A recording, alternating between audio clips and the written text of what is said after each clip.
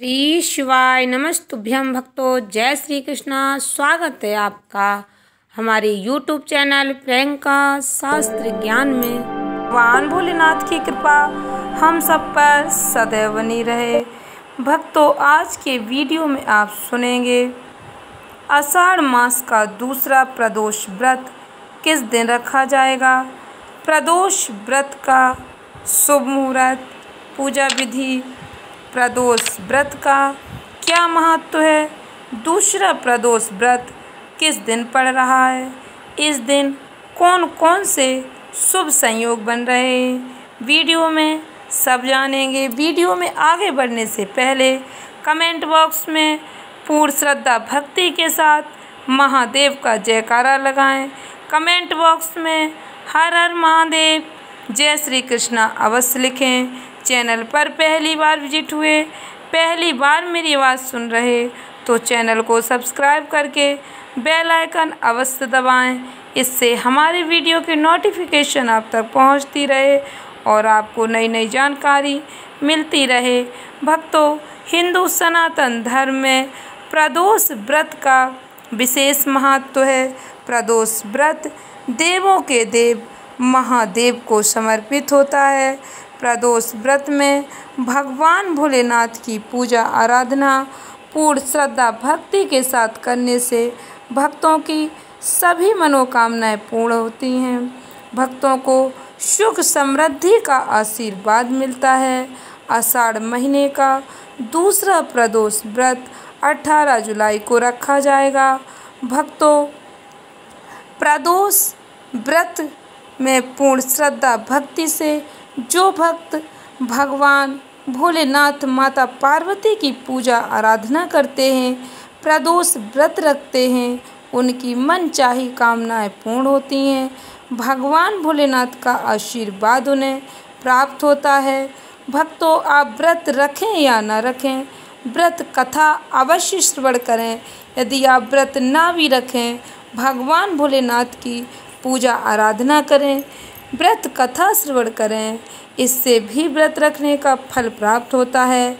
सनातन धर्म में प्रत्येक माह के शुक्ल पक्ष और कृष्ण पक्ष की त्रयोदशी तिथि को प्रदोष व्रत रखा जाता है। यह व्रत भगवान भोलेनाथ की आराधना के लिए विशेष माना जाता है।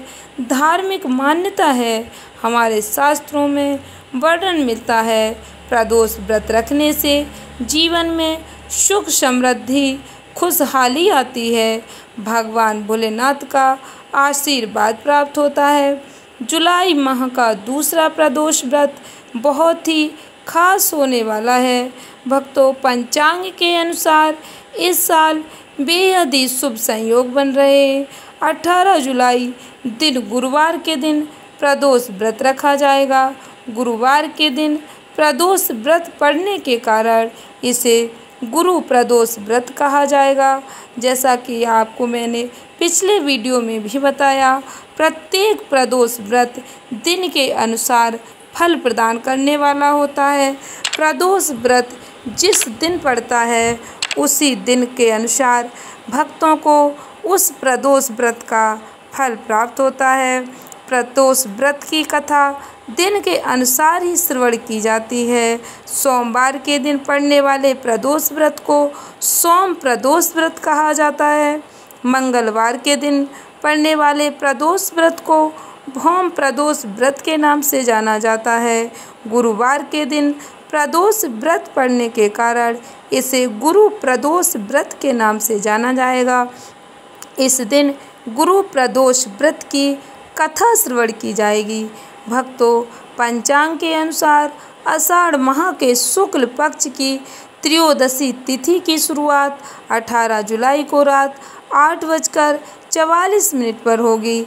इसका समापन भक्तों 19 जुलाई 2024 को रात 8:44 पर होगा। इसलिए भक्तों, शिव पूजा के मुहूर्त को ध्यान में रखते हुए 18 जुलाई को ही प्रदोष व्रत रखा जाएगा।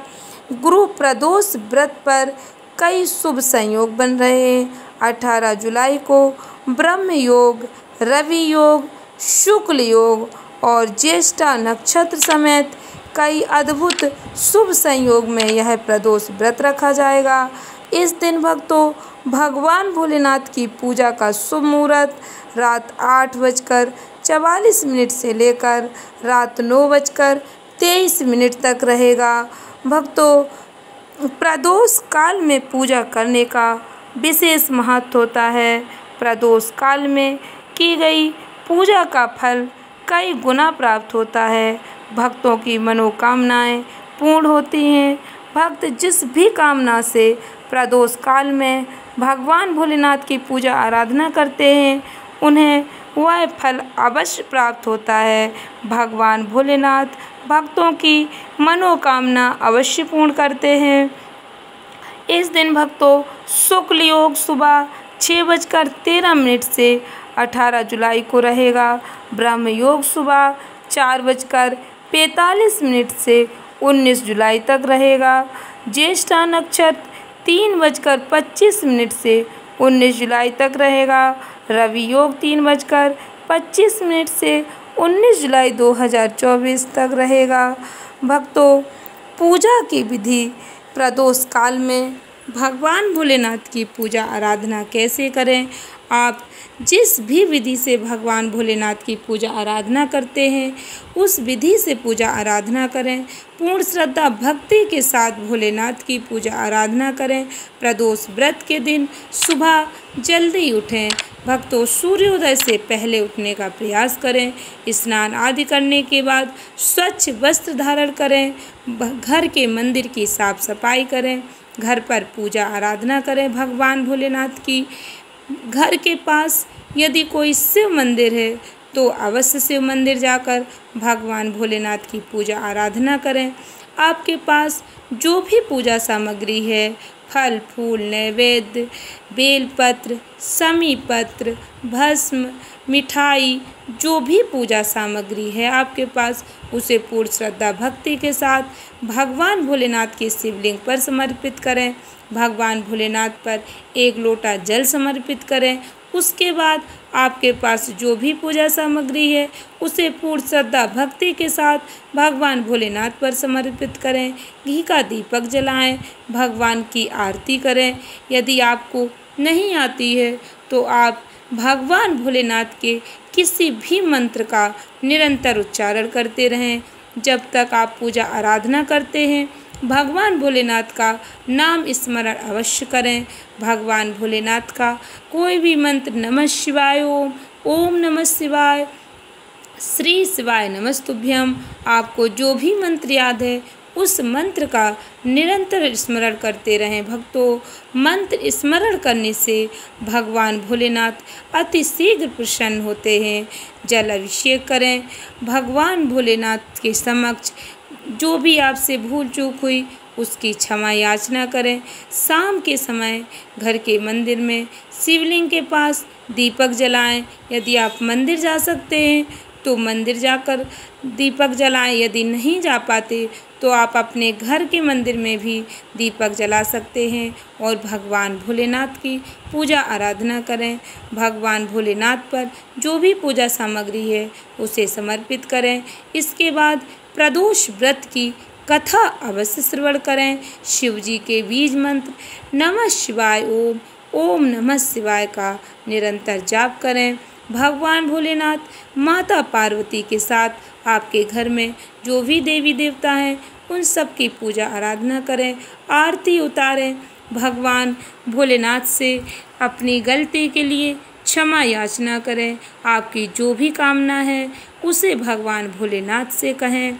भगवान भोलेनाथ आपकी कामना अवश्य पूर्ण करेंगे। प्रदोष व्रत के नियम भक्तों प्रदोष व्रत के कुछ साधारण से नियमों का पालन अवश्य करना चाहिए।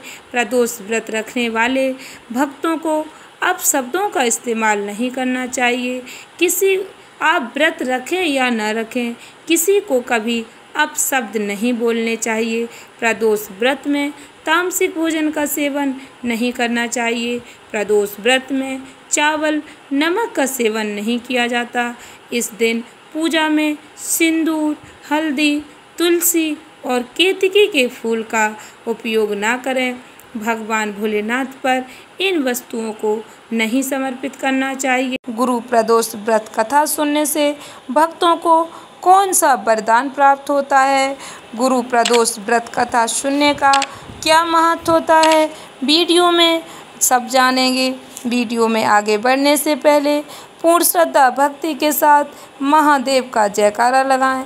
कमेंट बॉक्स में हर हर महादेव, जय श्री कृष्णा अवश्य लिखें। चैनल पर पहली बार विजिट हुए, पहली बार मेरी आवाज़ सुन रहे तो चैनल को सब्सक्राइब करके बेल आइकन अवश्य दबाएं।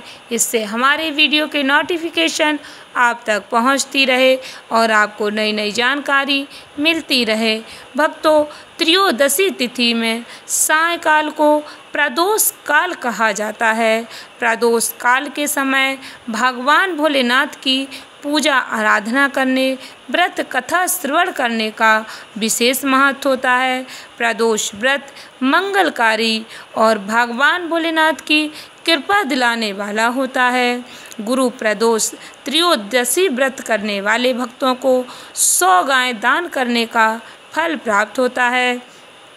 यह व्रत सभी प्रकार के कष्ट और पापों को नष्ट करता है। भक्तों, यदि आप व्रत नहीं रख पाते हैं तब भी आप यदि व्रत कथा श्रवण करते हैं, पूर्ण श्रद्धा भक्ति के साथ भगवान भोलेनाथ की पूजा आराधना करते हैं तो आपको भगवान भोलेनाथ की कृपा अवश्य प्राप्त होगी। व्रत कथा श्रवण करने का विशेष महत्व होता है। व्रत कथा सुनने से ऐश्वर्य और विजय का शुभ आशीर्वाद प्राप्त होता है। आप अपने जीवन में तरक्की करते जाते हैं। तरक्की करते हुए सफलता की सीढ़ियों पर चढ़ते हैं। गुरु प्रदोष व्रत का विशेष महत्व है। इस कथा को श्रवण करने से आपके जीवन में आ रही बाधाएं दूर होती हैं। गुरु प्रदोष व्रत शत्रुओं का विनाश करने वाला भी माना गया है। श्री सूत जी कहते हैं, यह अति श्रेष्ठ शत्रु विनाशक भक्त प्रिय व्रत है। भक्तों, गुरु प्रदोष व्रत कथा श्रवण करने का विशेष महत्व है। इसका वर्णन धर्म शास्त्रों में मिलता है।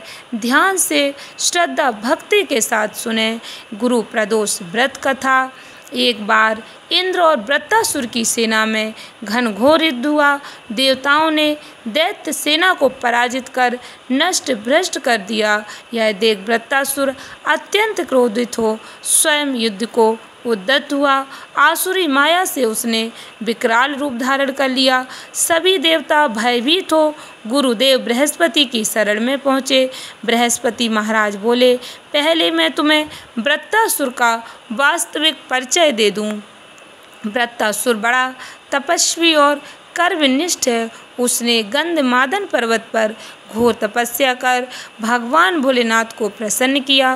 पूर्व समय में वह चित्ररथ नाम का राजा था। एक बार वह अपने विमान से कैलाश पर्वत चला गया। वहाँ शिवजी के वाम अंग में माता पार्वती को विराजमान देख वह उपहास पूर्वक बोला, हे प्रभु, मोह माया में फंसे होने के कारण हम स्त्रियों के वशीभूत रहते हैं, किंतु देवलोक में ऐसा दृष्टिगोचर नहीं हुआ कि स्त्री आलिंगनबद्ध हो सभा में बैठे। चित्ररथ के यह वचन सुन सर्वव्यापी शिव शंकर हंसकर बोले, हे राजन, मेरा व्यवहारिक दृष्टिकोण पृथक है। मैंने मृत्युदाता कालकूट महाविष का पान किया है, फिर भी तुम साधारण जन की भांति मेरा उपहास उड़ाते हो। माता पार्वती क्रोधित हो चित्ररथ से संबोधित हुई, अरे दुष्ट, तूने सर्वव्यापी महेश्वर के साथ ही मेरा भी उपहास उड़ाया है। अतएव मैं तुझे वह शिक्षा दूंगी कि फिर तू ऐसे संतों के उपहास का दुस्साहस नहीं करेगा। अब तू दैत्य स्वरूप धारण कर विमान से नीचे गिर, मैं तुझे साप देती हूँ। जगदम्बा भवानी के अभिशाप से चित्ररथ राक्षस योनि को प्राप्त हुआ और त्वष्टा नामक ऋषि के श्रेष्ठ तप से उत्पन्न हो वृत्तासुर बना। गुरुदेव बृहस्पति आगे बोले, वृत्तासुर बाल्यकाल से ही शिव भक्त रहा, अतः हे इंद्र, तुम बृहस्पति प्रदोष व्रत कर भगवान भोलेनाथ को प्रसन्न करो। देवराज ने गुरुदेव की आज्ञा का पालन कर बृहस्पति प्रदोष व्रत किया। गुरु प्रदोष व्रत के प्रताप से इंद्र ने शीघ्र ही वृत्रासुर पर विजय प्राप्त कर ली और देवलोक में शांति छा गई। अतः प्रदोष व्रत हर शिव भक्त को अवश्य करना चाहिए। प्रदोष व्रत करने से जीवन में आ रहे संकटों से छुटकारा मिलता है, भगवान भोलेनाथ की कृपा प्राप्त होती है।